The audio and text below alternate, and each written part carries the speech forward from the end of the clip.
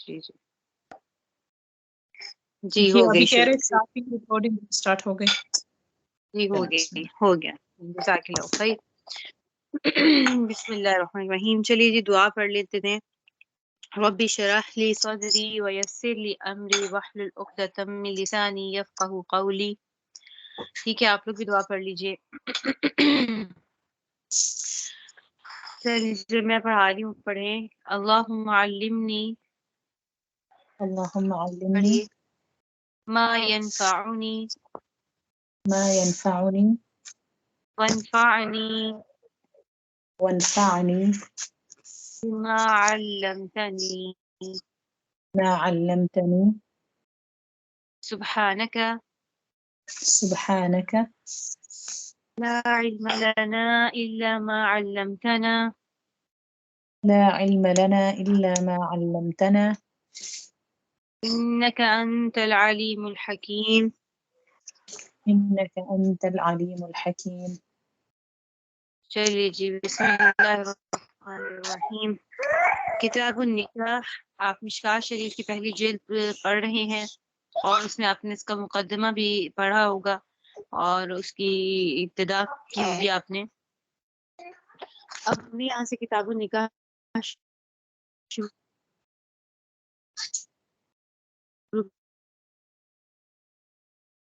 کرنا ہے. ایک منٹ دیجیے.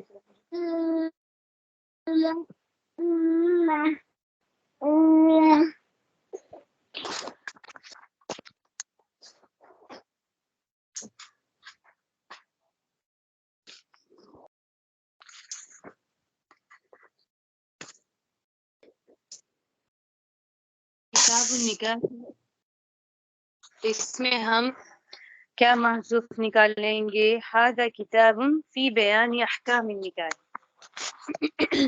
ھذا کتاب میں کتاب النکاح نکاح کی کتاب. تو ہم یہاں پر کیا کہیں گے؟ ھذا کتاب فی بیان احکام النکاح. اچھا اب یہ کتب جو فقہ کے اندر اور کتب احادیث کے اندر جو عنوان ہوتا ہے اس کو کیا رکھا جاتا ہے؟ مخفف رکھا جاتا ہے. جو عنوان ہے اصل میں تو عنوان یہ ہونا چاہیے نا ھذا کتاب فی بیان احکام النکاح. لیکن کتاب النکاح اس میں اس کو مخفف یعنی اس میں چھپا ہوا ہوتا ہے اس کا عنوان.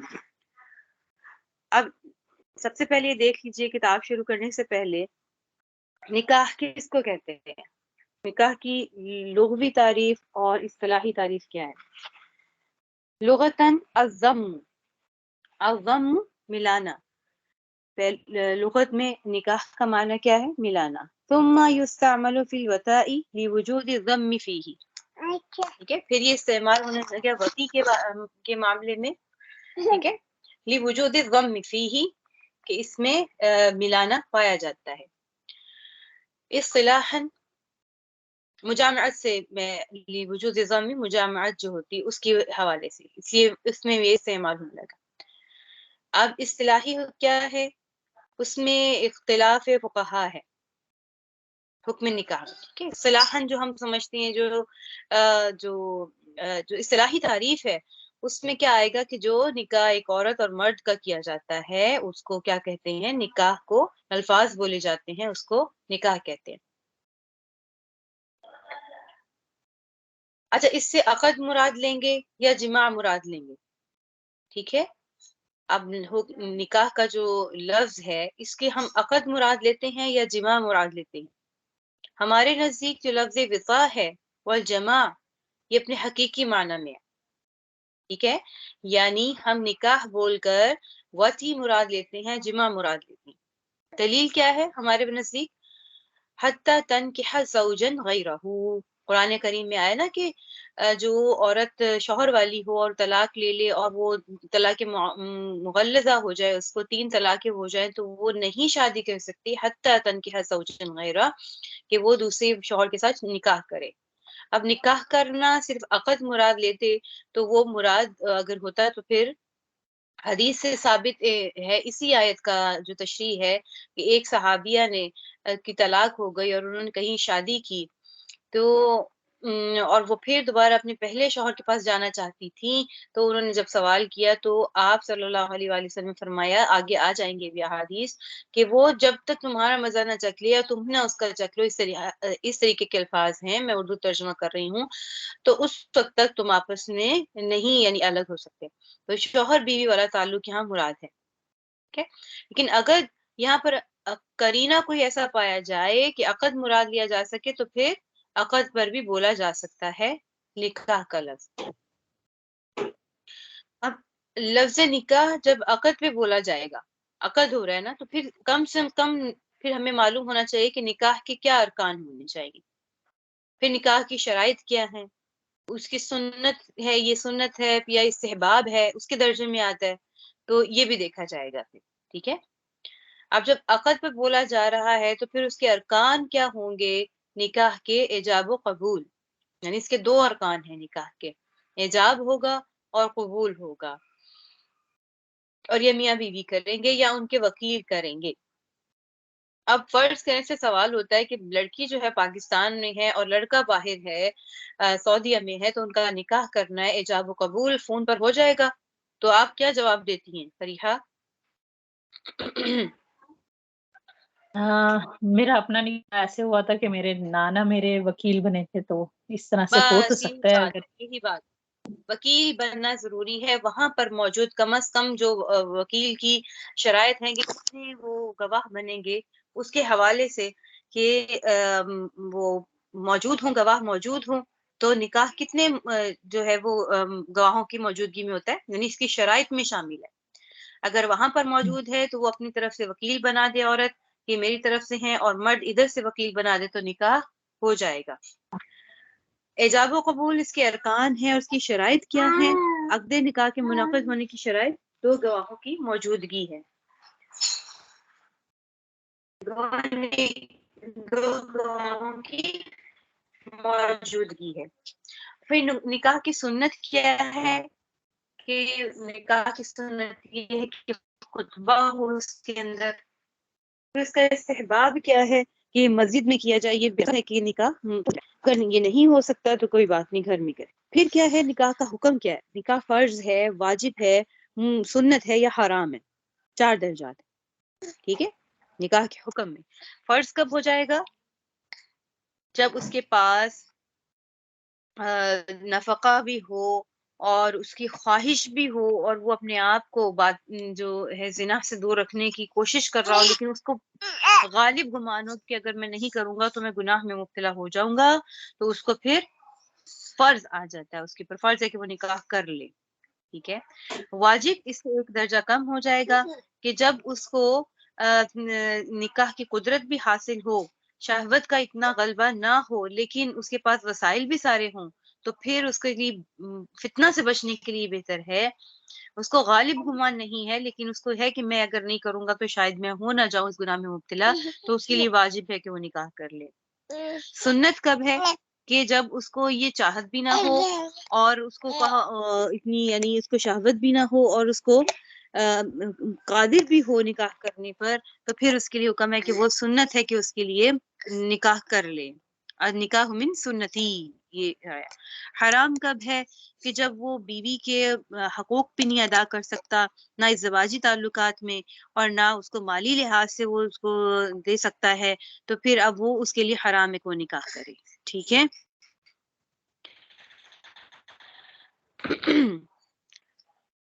اور یعنی مکروہ تحریمی میں آ جائے گا. حرام کو ہم نے مکروہ تحریمی میں اس میں لے آنا کہ جس کو غالب گمان ہو کہ نکاح کی حیثیت نہیں رکھتا، پھر اس کے لیے ناجائز ہے کہ وہ نکاح نہ ہی کرے تو بہتر ہے اس وقت تک جب تک وہ اس قابل نہ ہو جائے، یا پھر جسمانی ایسا اس کے لیے ہے کہ وہ جو عورت کو بھی آ کر وہ خراب کرے یا پھر اس کی بھی زندگی کو خراب کرے، اور جسمانی عیب ہے اس کے اندر کوئی کہ آگے بچوں میں مسئلہ ہو سکتا ہے یا وہ چھپا لے اس طریقے سے، تو پھر یہ غلط بات ہے، یہ ناجائز میں آ جائے گا کہ اس کو شادی نہیں کرنی چاہیے، تاکہ میں اس کا بھی لڑکی کو بھی نہ. ہاں اگر کوئی رضامندی سے ہو جائے تو پھر تو ہم نہیں کہہ سکتے نا، کوئی آپس میں یہ رضامندی ہو جائے تو ٹھیک ہے. اب اس میں جو چوتھی بحث آ رہی ہے وہ اختلاف فقہا ہے، یعنی اباحت ہے، امر مشروع ہے، حکم ہے. ٹھیک ہے، تو اس لیے جو میں نے بحث بتائی تھی کہ یہ مباح ہے یہ امر مشروع ہے، یعنی شریعت کی طرف سے امر مشروع کا مطلب کیا ہے؟ مشروع یہ شریعت کی طرف سے حکم کیا گیا ہے یا اباحت ہے، یعنی اس کو حکم دیا گیا ہے یا بس مباح ہے، کر لو تو اچھی بات ہے، نہیں کر لو تو کوئی مسئلہ نہیں، اس کے اعتبار سے اس کی اصل کیا ہے. ٹھیک ہے. اب یہاں پر ہم پہلی حدیث شریف کو مطالعہ کر لیتے ہیں. پہلے ہم اپنی اس بحث کو مکمل کر لیتے ہیں. چلیں جی، پہلے یہ جو لام ہے یہ امر آتا ہے امر وجوب کے لیے. ٹھیک ہے. فَلْيَتَزَوَّجْ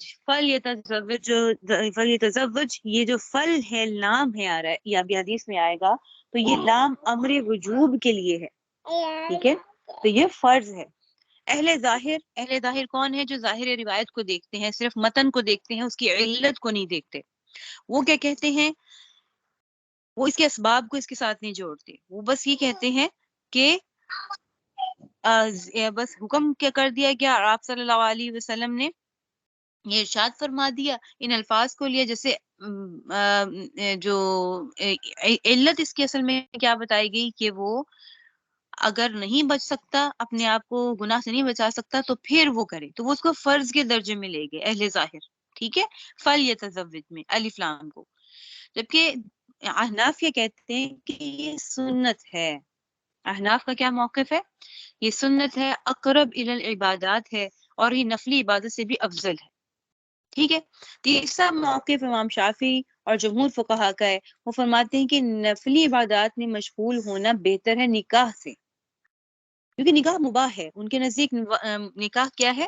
مباح ہے، جائز ہے. تو جائز ہونا ادنا درجہ ہے اور نوافل مستحب ہے. سمجھ آ گئی؟ امام شافعی رحمہ اللہ کیا فرماتے ہیں کہ نفلی عبادات میں مشغول ہونا بھائی اس سے بہتر ہے. نکاح کے ساتھ تو اباحت ہے، کر لو اچھی بات ہے، نہیں کرو کوئی بات نہیں، ایسا کوئی اس میں زور نہیں دیا گیا، جائز ہے. اور جائز ہونا ادنا درجہ ہے اور اس پہ ثواب ملے گا. تو ہم اسے نفل نہیں کہہ سکتے، نفلی عبادت میں مشغول ہونا اس نکاح کرنے سے بہتر ہے. امر مستحب جو ہوتا ہے اس کی جائز پر ترجیح ہوتی ہے.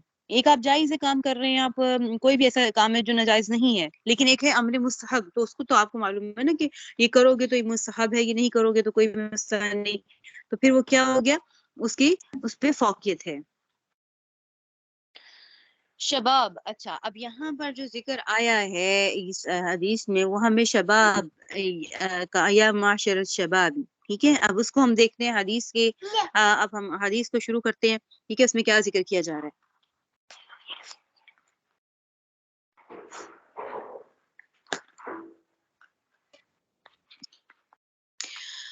فصل اول.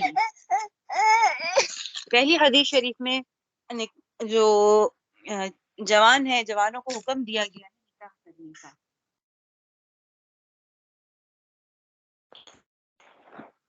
آپ کے پاس کتاب ہے نا موجود، مشکات المصابیح کی؟ دیکھ رہے ہیں آپ لوگ؟ جی، مکتبہ میرے بشرا پاس ہے، والوں کی آپ. جی جی میرے پاس ہے مکتبہ بخاری. بولی بھی ہے. ٹھیک ہے، چلیں دیکھیں ساتھ ساتھ آپ لوگ. میں آپ سے بھی اگلی حدیث آپ پڑھیں گی. ٹھیک ہے فریحہ، اور ساتھ کون آج موجود ہے آپ کے؟ جی یہاں آئی تھنک آپ کے فوزیہ. ساتھی ہیں کوئی اور کیا جی آنا جی پسند جی میں جی میں ہوں. السلام علیکم. جی جی چلیے میں شروع کرتی ہوں. بسم اللہ الرحمن الرحیم. اور پڑھنے کا انداز دیکھیے گا اور آپ نے انشاءاللہ اس کی کوشش کرنی ہے. عن عبد الله بن مسعود قال قال رسول الله صلى الله عليه وسلم يا معشر الشباب من استطاع منكم الباءة فليتزوج فإنه أغص للبصر وأحسن للفرج ومن لم يستطيع فعليه بالصوم فإنه له وجاء.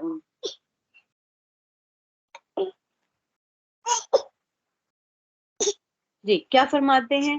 حضرت عبداللہ بن مسعود رضی اللہ عنہ کہتے ہیں کہ فرمایا رسول اللہ صلی اللہ علیہ وسلم نے، جوانوں تم میں سے جو شخص، ٹھیک ہے، من کم نکاح کی قوت رکھے، اس کو چاہیے کہ نکاح کرے. اسباب جمع نفع کی اگر طاقت با عطا کی میں تفصیل ابھی بتا دوں با عطا کس کو کہتے ہیں اور یہاں کیا مراد ہے. ٹھیک ہے, جو شخص اسباب جمع کی قوت رکھے اس کو چاہیے کہ نکاح کرے, یتزوج اسے چاہیے کہ نکاح کرے. فإنه بے شک یہ اغاث للبصر یہ نکاح جو ہے وہ نکاح کی حفاظت کے لیے بہتر ہے. وآسن للفرج اور شرمگاہ کو مسعون رکھتا ہے اور شرمگاہ کی بھی حفاظت کرتا ہے, یعنی نظر کو نیچے رکھتا ہے, نظر کی بھی حفاظت کرتا ہے اور شرمگاہ کی حفاظت کرتا ہے. ومن لم یستطع اور جو اس کی طاقت نہیں رکھتا نکاح کی فعلیہ تو اس پر ہے بالصوم کہ وہ روزہ رکھے. فإنه له وجاء کہ یہ اس کے لیے شہوت کو توڑ دیتا ہے, ختم کر دیتا ہے اور شہوت سے بچانے والا ہے. ٹھیک ہے, سمجھ آ گئی.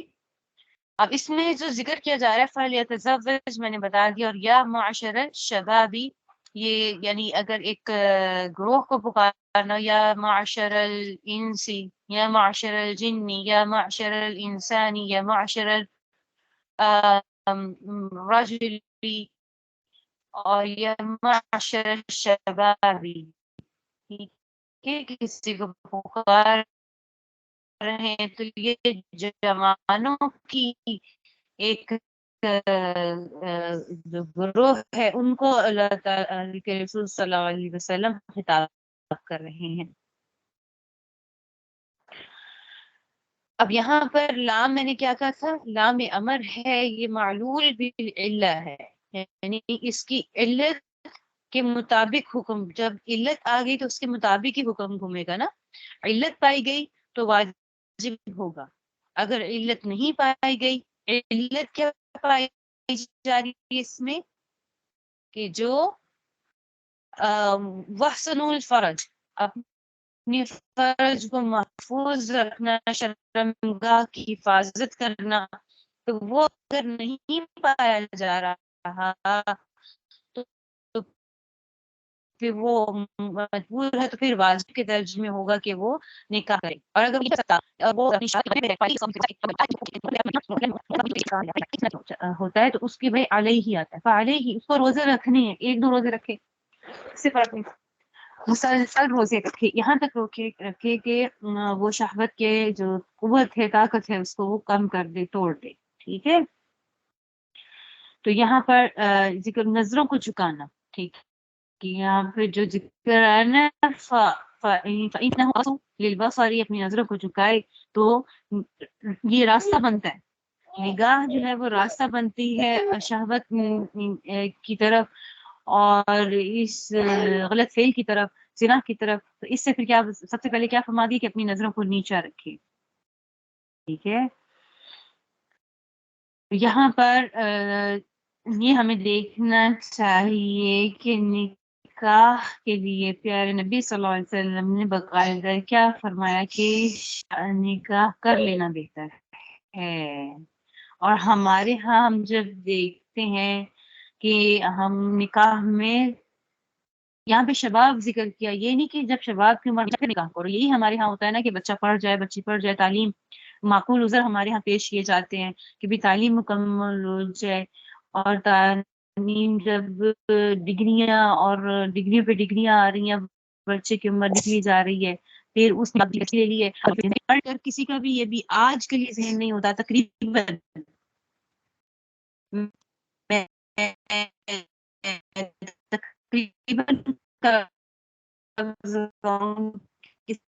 کسی کا میں نہیں کہہ سکتی کہ یہ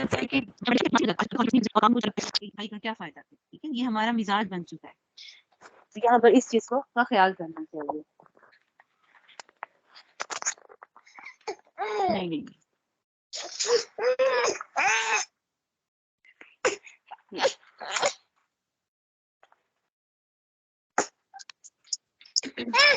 ایک منٹ ٹھہریے گا, میں ذرا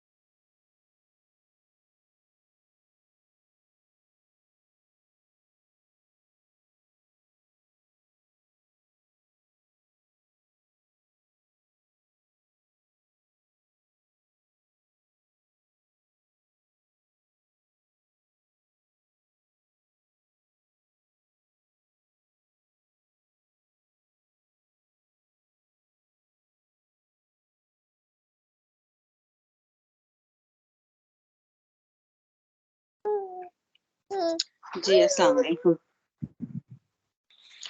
تو یہاں پر اس چیز کو ہمیں نوٹ کرنا ہے کہ ہم نے اس حدیث سے پھر کیا مراد ہے. فلیتزوج جب واجب کے حکم میں ہوگا، فرض سے حکم میں ہوگا، اس کو چاہیے کہ وہ نکاح کر لے. اگر یہ نہیں کر سکتا تو پھر وہ روزے رکھے اور ضروری ہے نام دیں.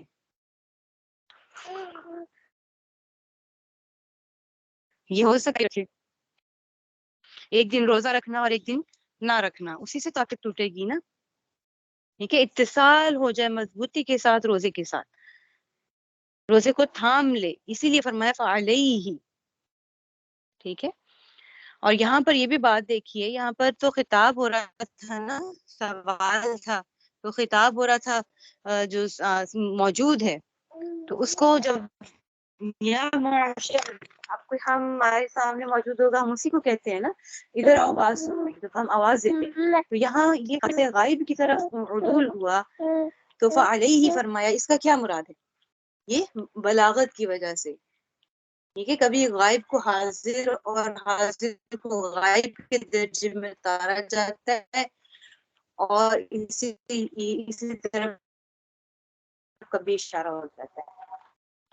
تو اب کوئی بھی بول سکتا ہے، اب ضروری نہیں جو موجود تھے پیارے نبی صلی اللہ علیہ وسلم کے حلقہ میں مجلس میں، انہیں کو نہیں، تا قیامت تک جب تک یہ معاملہ پیش آتا رہے گا. ٹھیک ہے، اسی لیے حدیث کے حکم کی طرف جانا چاہیے، اس کے اندر جو بات ذکر کی جا رہی ہے. پھر ترجمہ مراد نہیں ہوتا، اس میں کئی احکامات ہوتے ہیں، چھوٹی سے چھوٹی بات میں بھی ایک ایک لفظ کو ہمیں دیکھ کر چلنا ہوگا. جہاں پہ آپ پڑھنے میں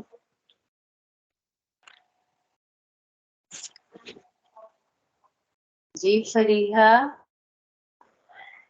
السلام علیکم، آواز آ آ رہی ہے؟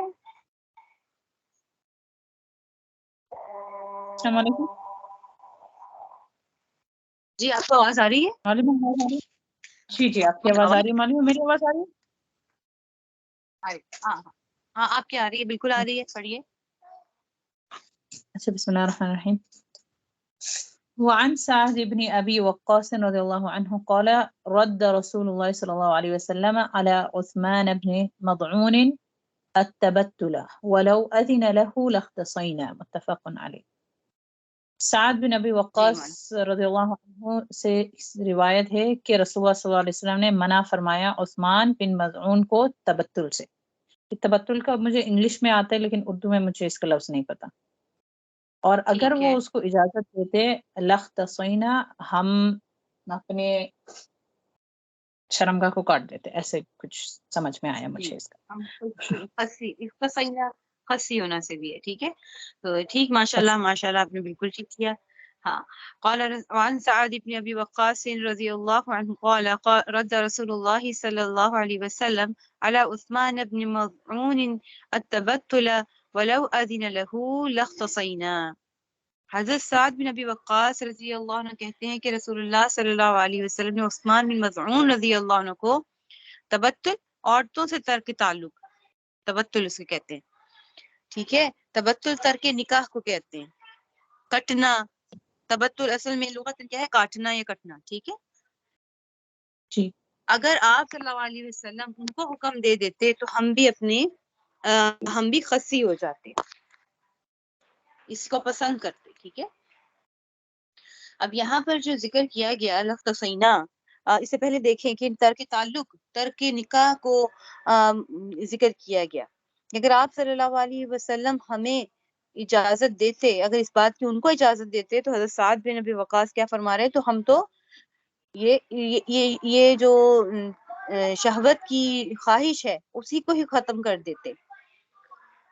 یعنی رغبت آتی تو اس طاقت کو ہی ختم کر دیتے تاکہ رغبت بھی نہ ہو. مبالغے کے طور پر استعمال کیا. اصلاً حضرت سعد بن ابی وقاص کا یہ کہنا نہیں تھا کہ ہم اصلاً اس کو کر دیتے، یعنی اس طاقت ہی کو ختم کر دیتے، کیونکہ یہ خسی ہونا یہ اسلام میں منع ہے، ناجائز ہے. ٹھیک ہے. جانوروں کو بھی جو معقول اللحم نہیں ہے، جن کا گوشت نہیں کھایا جاتا، ان کو خصی کرنا حرام ہے۔ ہاں معقول اللحم جو ان کو ہم کھاتے ہیں، ان کو ان کے یعنی چھوٹے ہوتے ہیں، ان کے بچپن میں ان کو خصی کرنا جائز ہے، لیکن جب وہ بڑے ہو جائے جانور تو پھر تب بھی اس کو خصی کرنا جائز نہیں ہے۔ تو حضرت جو سعد بن وقاص ہیں، انہوں نے مبالغے کے طور پر کہا کہ ہم یہ مکمل اس حد تک کوشش کر لیتے کہ ہمیں چاہت ہی نہ رہتی۔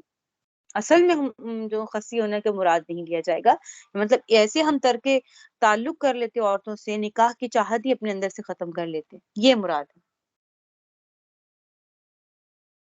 تو یہاں سے احناف کے موقف کی تائید بھی ہوتی ہے کہ بھئی نکاح کرنا سنت ہے، صحیح، نکاح کرنا سنت ہے، یہیں سے معلوم ہوتا ہے۔ آپ صلی اللہ علیہ وسلم نے اجازت نہیں دی، اس کا مطلب ہے تو آپ صلی اللہ علیہ وسلم نے جائز قرار دیا، اور پھر جو ہے یہاں پہ خاص طور پر یہ لفظ نہیں آیا ہے کہ بھئی لازم ہے اس کو نکاح کرے، ایسا لفظ بھی نہیں آیا، تو اس وجہ سے اس کو سنت قرار دیں گے۔ اگلی حدیث شریف پڑھیں، آپ پڑھیے بھئی اہلیہ نعمان۔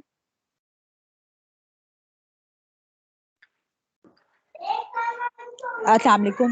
وہ بک تو میں نے منگا لی ہیں، کل ہی بکس آئے ہیں، لیکن وہ بھی جو ہے نا تھوڑا سا کام کر رہی تھی، انشاءاللہ کل ضرور پڑھوں گی، آج پھر یہ پڑھ لیں۔ انشاءاللہ آگے جی دیکھیے بھی تھوڑا سا دیکھنا ہے، مکمل اب اس کو لے کے چلیں گے انشاءاللہ ساتھ ساتھ۔ آگے ہے وعن ابی ہریرہ رضی اللہ عنہ قال قال رسول اللہ صلی اللہ علیہ وسلم تنکح المرأة لأربع لمالها ولحسبها ولجمالها ولدينها فاظفر بذات الدين تربت يداك۔ حضرت ابو ہریرہ رضی اللہ عنہ کہتے ہیں کہ رسول اللہ صلی اللہ علیہ وسلم نے فرمایا عورت سے 4 باتوں کی وجہ سے نکاح کیا جا سکتا ہے، یعنی سبب نکاح کیا ہے؟ 4 ہیں۔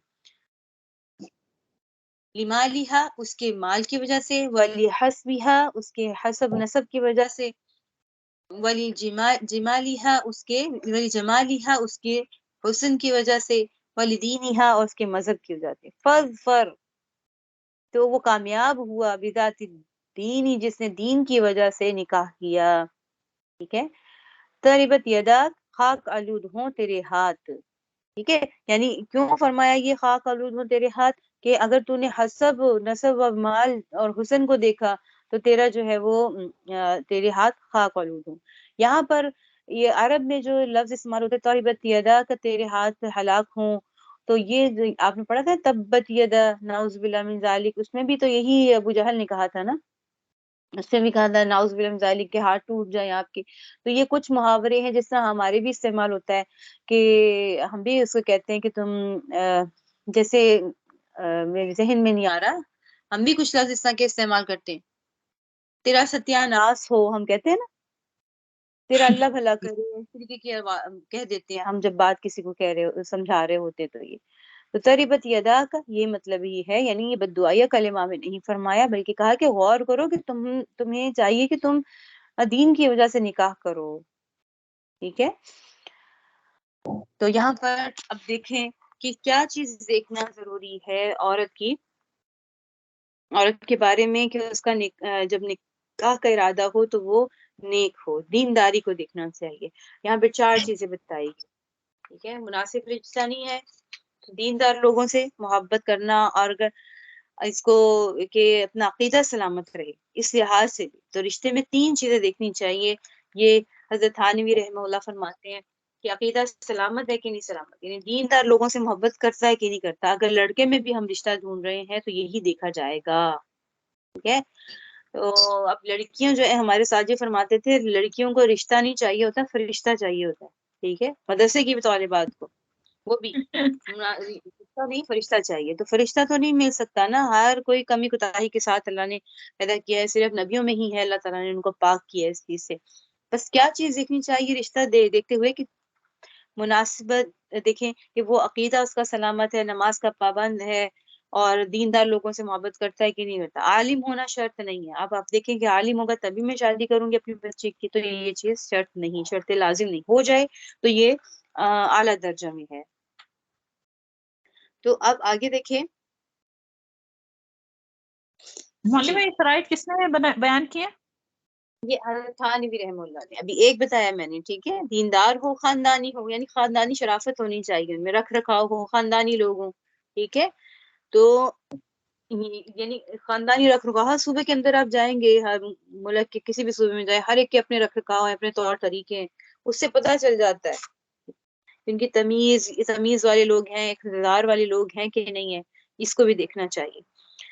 قوت کسب ہے یا نہیں ہے، میں رشتہ بتا رہی ہوں کس کا دیکھنے کے لیے، لڑکے کا۔ اگر آپ لڑکے کا رشتہ دیکھ رہے ہیں، اپنی بیٹی کے لیے لڑکے کا رشتہ دیکھ رہے ہیں، تو 3 چیزیں خاص طور پر دیکھیں کہ دیندار ہو، عقیدہ سلامت ہو، نماز پڑھتا ہو، خاندانی ہو، دوسرا کیا ہے خاندانی ہو، تیسرا کیا ہے قوت کسب ہے یا نہیں، کوئی ہنر ہے اس کے پاس کہ نہیں، کچھ کر سکتا ہے، 2 وقت کی روٹی لا کر دے سکتا ہے، اپنی بیوی کو کہ نہیں دے سکتا۔ ٹھیک ہے، تو یہاں پر بچیوں میں کیا چیز دیکھی جائے کہ وہی بات، کیونکہ بچی جو ہے وہ اپنی ماں کی عادت و اتوار جیسے پہچانی جاتی ہے، کہ اس کی تو اگر رشتہ بیٹی کا دیکھنا ہے کہ اس کی گھرانے کی خواتین کی عادت اتوار کو دیکھیے کہ وہ کیسی ہے۔ ٹھیک ہے، ماں جیسی ہوگی تو ویسی اس کی بیٹی ہوگی، تو اس لیے اس چیز کا خیال رکھنا چاہیے۔ اور دین کے نسبت کو پہلے رکھا ہے، اس وجہ سے نبی کریم صلی اللہ علیہ وسلم نے جو فرما دیا کہ جو دیندار ہوگی اس میں خواہشات کا غلبہ کم ہوگا، وہ ہر چیز پر ایڈجسٹ کرنے والی ہوگی، ٹھیک ہے، صبر شکر کرنے والی ہوگی، تو اس وجہ سے دین کو بہتر پہلے رکھا۔ اس کے پاس سب کچھ آگے حدیث آئے گی کہ میرے خیال میں آگے یہیں پر گیا، جی اگلی حدیث ہے، ٹھیک ہے دیکھ لیتے ہیں، اس کو دیکھ لیں۔ وعن عبد الله بن عمرو قال قال رسول الله صلى الله عليه وسلم الدنيا كلها متاع وخير متاع الدنيا المرأة الصالحة، کہ عبداللہ ابن عمر رضی اللہ، ایک حضرت عبداللہ ابن عمر ہیں، یاد رکھیے گا حدیث شریف میں عبداللہ ابن عمر بھی ہیں اور ایک حضرت عبداللہ ابن عمر ہیں، عمر، ٹھیک ہے، عمر کے ساتھ واو آئے گا، عمر کے ساتھ واو نہیں آئے گا، سمجھ آ گئی؟ تو یہاں پر حضرت عبداللہ ابن عمر فرماتے ہیں، انہوں نے کہا رسول اللہ صلی اللہ علیہ وسلم نے فرمایا ہے ساری دنیا متاع ہے اور بہترین متاع نیک بخت عورت ہے۔ ٹھیک ہے، تو یہاں پر کیا فرما دیا کہ بہترین جو متاع ہے وہ نیک عورت۔ متاع کس کو کہتے ہیں؟ برتنے کی چیز کو، برتنے کی چیز کو کیا کہتے ہیں؟ متاع۔ اب یہاں پہ میں ایک واقعہ بتاتی ہوں، متاع کے معنی کے اندر مجھے بہت ہی اچھا یہ واقعہ لگا۔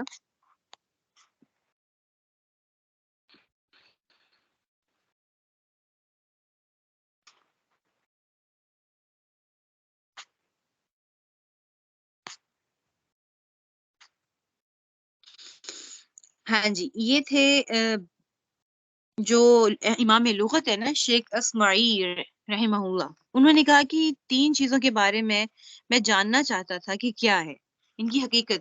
اہل لغت ہے نا، ان کے معنی کی تلاش کے لیے وہ نکلے کہ یہ کیا، اس کا معنی یہی ہے جو میں سمجھاؤں یا کچھ اور۔ ایک لفظ تھا متاع اور ایک تبارک اور ایک رقیم۔ اس کی حقیقت معلوم کرنے کے لیے وہ دیہات کی طرف نکل گئے، کیونکہ دیہات والوں کی، عرب کے جو بدوی ہیں ان کی جو زبان تھی، عربی زبان، وہ بڑی فصاحت و بلاغت والی تھی۔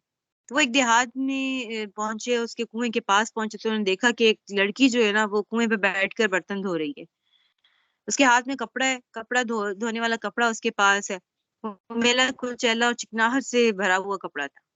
اس نے اس کو دیکھا کہ وہ جو کپڑا ہے وہ ایک کتا اٹھا کر لے گیا، وہ گندا کپڑا، وہ اور پہاڑ پر چڑھنے لگا، یعنی پہاڑ پر چڑھتے چڑھتے وہ بلند ہونے لگا اوپر کو۔ تو اس لڑکی نے کیا فریاد لگائی، اپنی والدہ کو اس طرح پکارا، یا اماہ جاء الرقیم واخذ المتاع وتبارک الى الجبل، اے میری والدہ، جاء الرقیم یعنی کتا آیا، واخذ المتاع اور میرا وہ کپڑا لے گیا، وتبارک الى الجبل اور وہ چڑھ گیا اس کے اوپر، پہاڑ کے اوپر۔ تو انہوں نے کہا، جو امام اسماعیل رحمہ اللہ انہوں نے فرمایا کہ دیکھو یہ جو متاع ہے اس کی حقیقت کیا ہے، یہ چیتھڑا، ٹھیک ہے، کپڑے دھونے کا برتن، یعنی متاع ہے جو استعمال کی چیز ہو، استعمال کر کے اس کو ایک جو ہے وہ ختم کیا جائے، ایسی برتنے والی چیز کو کہتے ہیں۔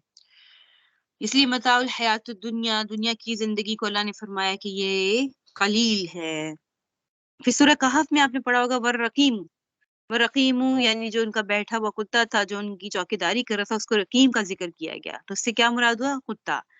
اور پھر قرآن پاک میں جہاں تبارک کا لفظ آیا، اس سے اللہ کی عظمت اور بلندی مراد ہے، تو اس سے انہوں نے کہا کہ میں نے تینوں الفاظ کے جو معنی ہے وہ ادھر سے خاص معنی یہیں سے نکلی ہے، ٹھیک ہے. تو اس لیے نیک عورت کو متاع کیوں کہا، نفع کا سامان کہا گیا؟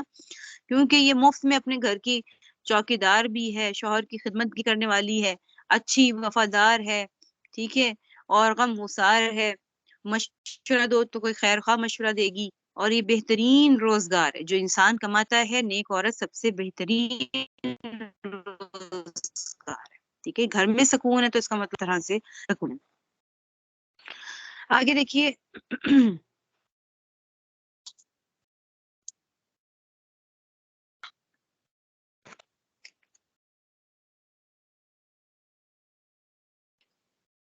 وعن ابي هريره رضي الله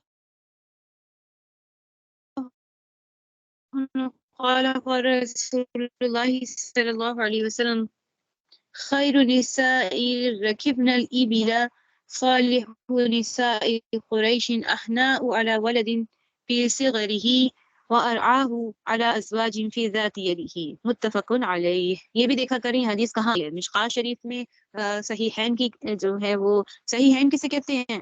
جی فریحہ. صحیحین جو صحیح البخاری اور صحیح مسلم میں سے صحیحین، جو روایت، ہاں جی ٹھیک ہے. اور متفق متفق علیہ، علیہ کا کیا مطلب ہے؟ یہ وہ حدیث ہیں جو سیم راوی سے نقل کی گئی ہیں دونوں صاحب، وہ دونوں صحیحین میں، مطلب دونوں امام بخاری امام مسلم نے سیم صحابی سے بیان کیے. متفق علیہ، اگریڈ اپون. جی متفق علیہ، یعنی اس کے یہ ایک صحابی سے چاہے نہیں لیکن اس کے صحیح ہونے پر وہ متفق ہے کہ یہ روایت صحیح ہے، صحیح الاسناد ہے، ٹھیک ہے، اس میں متفق ہے. اب آگے کیا فرما رہے ہیں کہ حضرت ابو ہریرہ رضی اللہ عنہ کہتے ہیں کہ رسول اللہ صلی اللہ علیہ وآلہ وسلم نے فرمایا اونٹ پر سوار ہونے والی عورتوں میں، یعنی عرب کی عورتوں کو ذکر کیا گیا، ان میں بہترین عورتیں قریش کی نیک بخت عورتیں ہیں جو چھوٹے بچوں پر نہایت شفیق اور شوہر کے مال کی محافظ و امین ہوتی ہیں. اور یہاں پر رکیبن الایبیلا کا کیا مطلب ہے؟ ایبیلا کہ اونٹوں پر سوار ہونا جفاکشی کا کام ہے، مشکل کام ہے، اور اس پر سفر کرنا، اس پر سوار ہونا تو جفاکش ہیں، ٹھیک ہے، اور نازک نہیں ہے بہت کہ بھئی کچھ کرتی نہ ہو. یہاں پر یہ دیکھے بتایا گیا نا. تو اب کیا ہے کہ وہ چھوٹے بچوں پر شفقت کرنے والی ہیں، نہایت شفیق ہیں، اور شوہر کے مال کی محافظ و معاون ہے، امین ہے، یعنی اس کی غیر موجودگی میں. اب شوہر کا مال صرف وہی نہیں جو اس کی جیب میں رکھا ہوا ہے یا وہ کہیں چھپا گیا، کہہ کے گیا بھئی بیگم یہ پیسے دے رہا ہوں، کوئی الماری میں رکھ دو، کسی دراز میں رکھ دو. ہر چیز امانت میں شامل ہوتی ہے، ٹھیک ہے. آپ کی اپنی ذات، اس کا پیسہ، گھر کی میں جو بجلی استعمال ہو رہی ہے، زائد جو بٹن چلائے رکھتے ہیں کہ وہ بھی اس کے مال میں سے ہی جائے گا نا. اور گیس کا اگر ہم استعمال کر رہے ہیں اس کی غیر موجودگی میں، جب وہ آئے تو پتہ ہے بڑا کنجوس ہے شوہر، بھائی آئے تو فوراً سے بند چھوڑی، اس کا بھی خیال رکھنا. تو اب یہاں پر جو قریش کی عورتوں کو نیک بخت بتایا گیا، ان کی فضیلت ذکر کی گئی، ٹھیک ہے. اور کیا کی گئی کہ احنا علی ولدین، حنا یحنو، نصر ینصر سے، یعنی شفقت کے معنی میں آتا ہے، شفقت کرنے والی ہیں. اور ولد کو نکرہ لے کر آئے، ولد کو یہ نہیں لے کے آئے کہ خاص اپنا ہی والد ولد ہو، بچہ ہو، کوئی بھی ہو سکتا ہے، یعنی اپنا ہو یا صاحب کا بیوی کا ہو، تو اس کی تربیت کرنے والی ہیں، اس سے شفقت کرنے والی ہیں. ہانا ہو، ہانا، ہانا وہ عورت ہوتی ہے جو یتیم بچے کو پالتی ہے. ہانا وہ عورت ہے جو یتیم بچے کو پالے، اور اگر یتیم بچے کو نہ پالے تو اس کو ہانا نہیں کہتے. اور اگر وہ اپنے یتیم بچوں کو چھوڑ کر نکاح کر لے تب بھی وہ خانہ نہیں کہلائے گی، ٹھیک ہے. تو یہ خاص طور پہ جو عرب میں ہے، بالخصوص قریش کی اور بھی ہے. اب یہاں پر ایک سوال ہے، احناہو، اب آپ نے کچھ ضمائر تو پڑھ لیے نا. احناہو، احناہو میں ہو جو ضمیر ہے یہ تو مذکر کی ضمیر ہے نا، تو اس کو یہاں عورتوں کی طرف جو لوٹ رہی ہے کس لیے ہے؟ ٹھیک ہے. تو اب اس ضمیر کا جو مرجع ہے وہ الصنف، صنف نازک جسے کہہ دیں، اس لحاظ سے میں بات کروں، ٹھیک ہے. صنف عورت کی طرف اس کی راجع ہے، اس کی جو ضمیر ہے. مراد کیا ہو گیا؟ ھذا الصنف احناہ، ٹھیک ہے. یا پھر اس کو من یرکب الابلی ابلا، جو من یرکب الابلی، ٹھیک ہے، جو لوٹتی ہے کس کی طرف، کہ جو کس کی طرف پر چڑھتے ہیں، اونٹوں کے پر چلتے ہیں، اس کی طرف راجے ہیں. اسی طریقے سے ارعاؤ کی جو ضمیر ہے وہ بھی ماں کی طرف لوٹتی ہے، کہ وہ ماں جو ان کی بہترین شفیع، وہ ماں جو محافظ ہے شوہر کے مال کی. اور اس کو کلام جو ذکر کیا گیا ہے اس کے اندر اس کو اس کا مفہوم نکالا جائے گا. وَأَرْعَاءُ، اور محافظ و امین ہے، علی ازواج، اپنے شوہر کے مال میں جو اس کے ہاتھ میں ہوتا ہے، فی ذات یدہ، جو اس کے پاس ہوتا ہے، جو اس کے پاس رکھوا دیا جاتا ہے. ٹھیک ہے، سمجھ آ گئی. اگلی دیکھیں، آگے کوئی مسئلہ، کوئی سوال تو نہیں آپ کا؟ جی، کچھ ہوگا تو ریکارڈنگ دوبارہ سن لے گا، اگر نہیں سمجھ آئے گی تو پھر میں بتا دوں گی. ٹھیک ہے. قریش کی نیک بخت عورتوں کی فضیلت یہاں پر ذکر کی گئی تھی. آگے دیکھیں، وعن اسامہ بن سعید قال قال رسول اللہ صلی اللہ علیہ وسلم ما ترکت بعدی فتنة اضر على الرجال من النساء، متفق علیہ. حضرت اسامہ بن زید رضی اللہ عنہ نے کہا کہ رسول اللہ صلی اللہ علیہ وسلم نے فرمایا ہے کہ میں اپنے بعد مردوں کے لیے اضر، زیادہ ضرر والا، زیادہ ضرر رساں فتنہ کوئی اور نہیں دیکھتا مردوں کے لیے عورتوں سے زیادہ. ٹھیک ہے، میرا نسائی، عورتوں سے زیادہ ضرر رساں کوئی فتنہ نہیں چھوڑتا. ترک تو چھوڑنا، ما ترک تو میں نہیں چھوڑتا، بعدی اپنے بعد، فتنتن اضر، ایسا فتنہ جو بہت زیادہ ضرر والا ہو، نقصان دینے والا ہو، علی الرجال، مردوں کو، من النساء، عورتوں سے زیادہ. عورتوں کا فتنہ بہت بڑا فتنہ ہے جو میں اپنے بعد، یعنی پہلی نشانی جو آپ صلی اللہ علیہ وسلم نے اپنے زمانے کے بعد جو پوری ہوئی وہ یہ تھی کہ یہ سب سے بڑا فتنہ عورت کا فتنہ ہے. اب آگے بھی حدیث ایسی ہی ہے، دیکھیں. وعن ابی سعید الخدری رضی اللہ عنہ قال قال رسول اللہ صلی اللہ علیہ وسلم الدنیا حلوة خضرة وإن مستخلفكم فيها فلينظر كيف تعملون فاتقوا الدنيا واتقوا النساء فإن أول فتنة بني إسرائيل كانت في النساء. حضرت ابو سعید خدری رضی اللہ عنہ کہتے ہیں کہ رسول اللہ صلی اللہ علیہ وسلم نے فرمایا کہ دنیا نہایت شیریں اور سبز، یعنی نظر میں کیا ہے، پسندیدہ بنا دی گئی ہے، اور خدا تم کو دنیا میں خلیفہ بنانے والا ہے. وَإِنَّا مُسْتَخْلِفَكُمْ فِيهَا، فیہا کی ضمیر کی جا رہی ہے دنیا کی طرف، کہ دنیا میں اللہ تعالیٰ تمہیں خلیفہ بنانے جا رہا ہے. کیف تعملون، کہ دیکھے گا اللہ، آزمائے گا تمہیں کہ تم کیسے عمل کرتے ہو. ٹھیک ہے، فینظر کیف تعملون، بھی تم کیسا عمل کرتے ہو. فاتقوا الدنیا، بس تم دنیا سے بچو. واتقوا النساء، اور عورتوں سے بچو.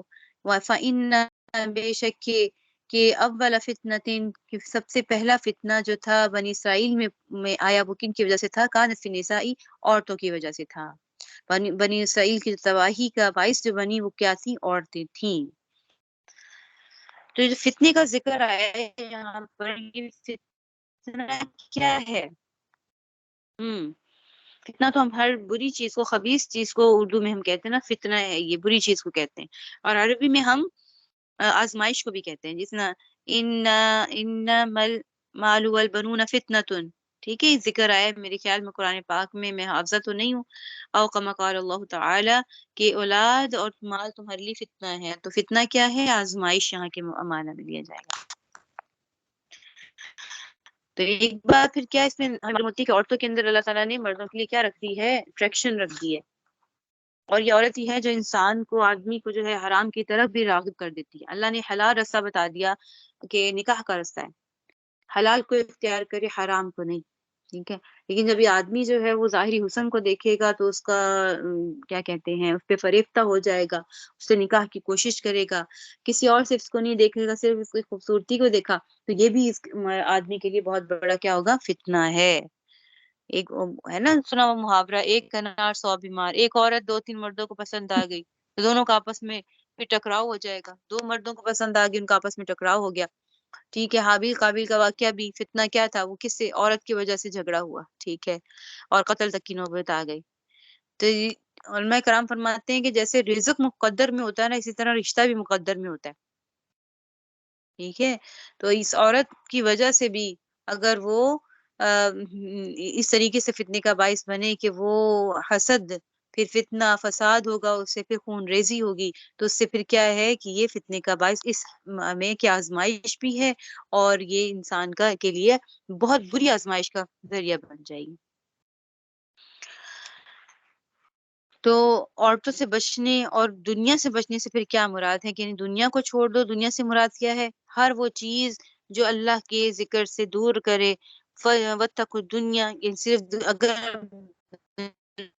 دنیا میں رہ رہے ہیں، دنیا کو کیسے چھوڑ، دنیا کی محبت سے بچو.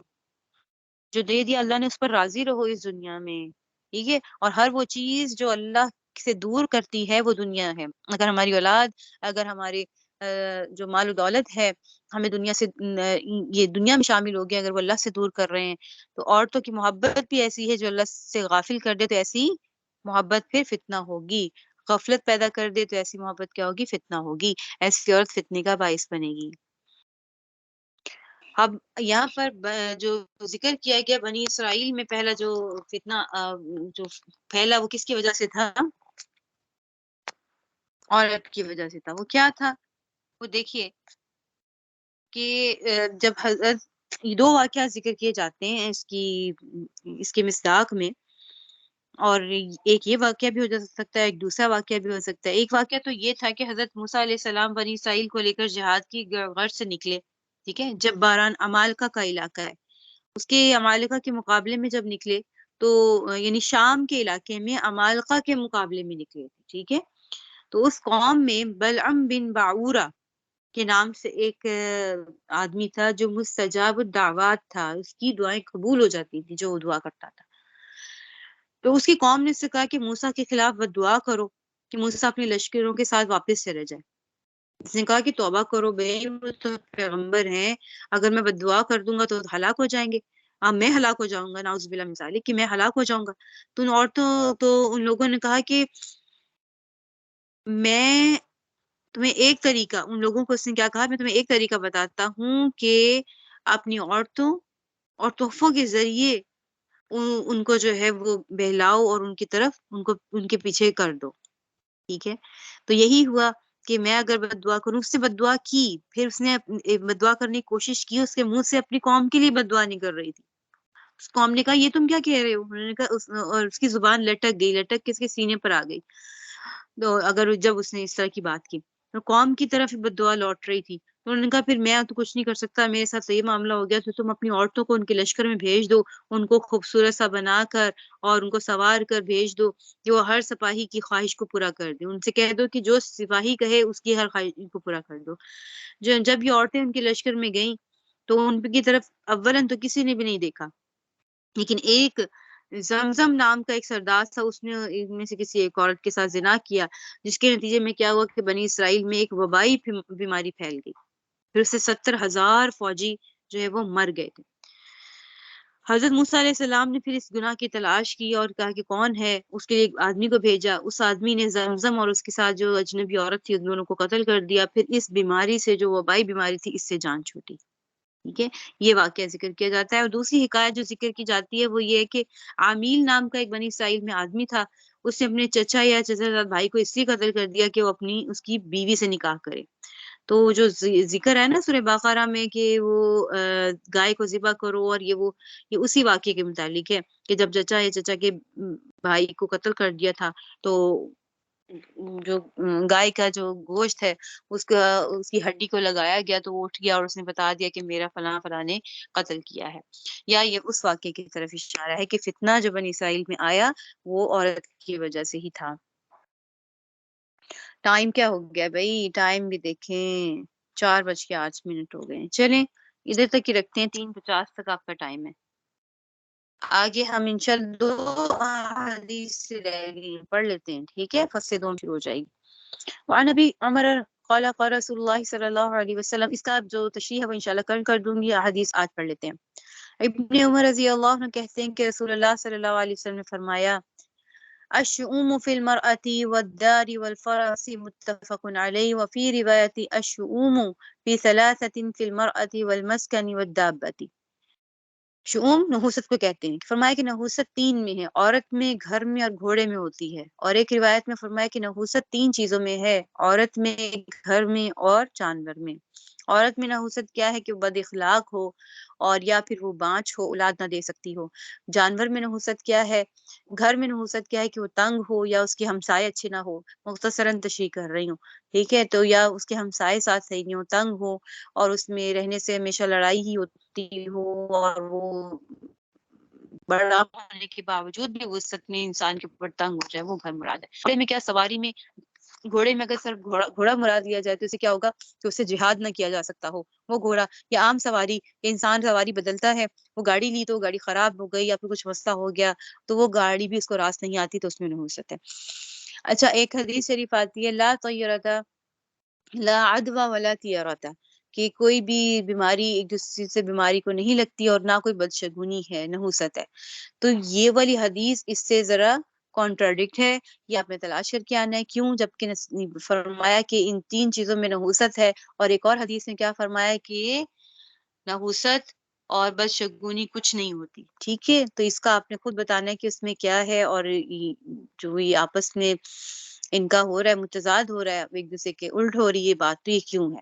یہاں پر بتایا گیا نحوست ہے اور وہاں پہ کہا کہ نحوست کچھ بھی نہیں ہوتی، بدشگونی نہیں ہوتی، اس کا کوئی معنی نہیں ہوتا. یہ آپ نے تلاش کر کے آنا ہے پہلے.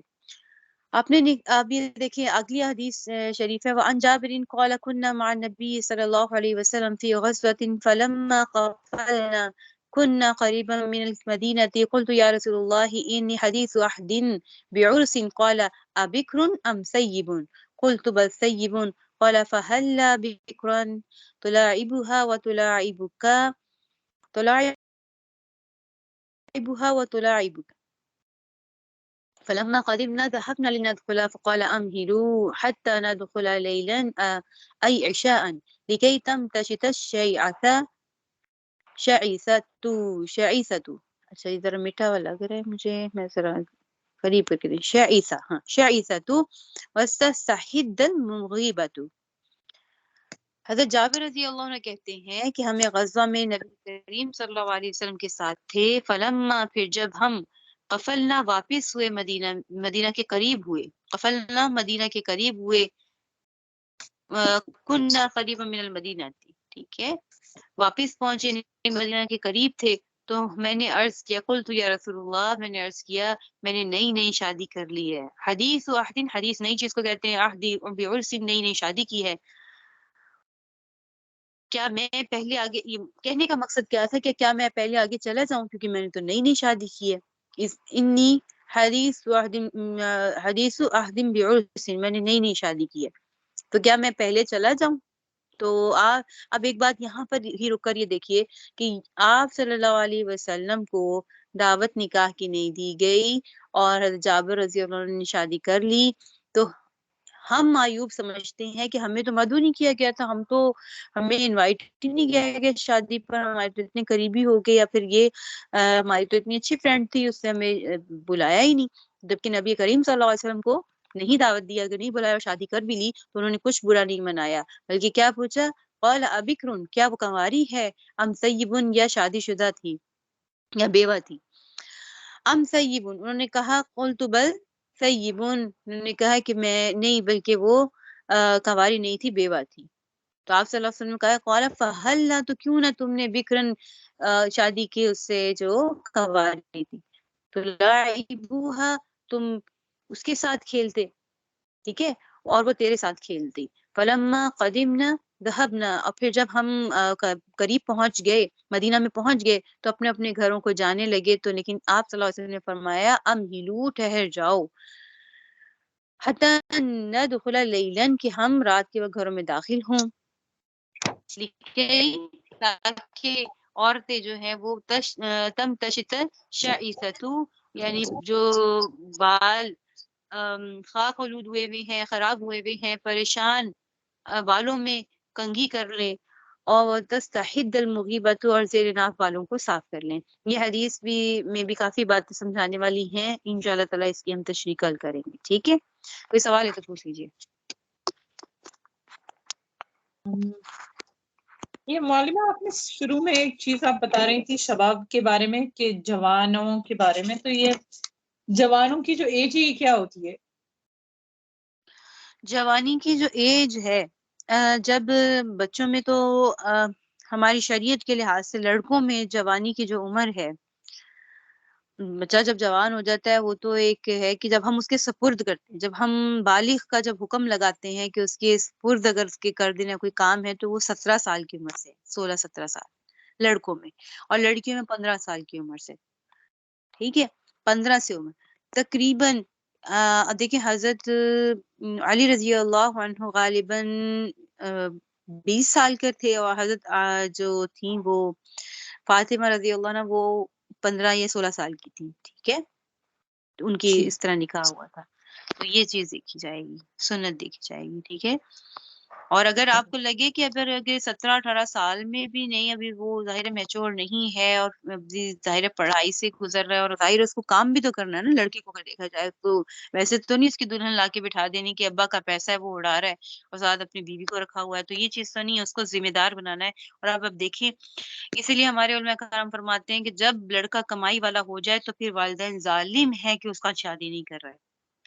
ماں باپ کو لالچ ہوتا ہے، باہر بھیج دیا، پیسے کا لالچ ہے، وہ باہر کی گوریاں دیکھ رہا ہے اور یہ وہ کتنے میں پڑ رہا ہے.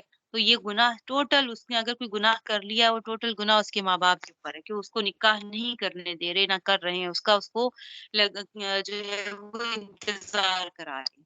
جیسے ہی بچہ کمائی کرنے لگے اس کی نکاح کر دینا چاہیے، اس کی شادی کر دینی چاہیے. ٹھیک ہے، یہ علماء کرام فرماتے ہیں ہمارے. جی ٹھیک ہے جی، جزاک اللہ خیر. سبحانک اللہم و بحمدک، نشہد ان لا الہ الا انت، نستغفرک و نتوب الیک. السلام ورحمۃ اللہ وبرکاتہ.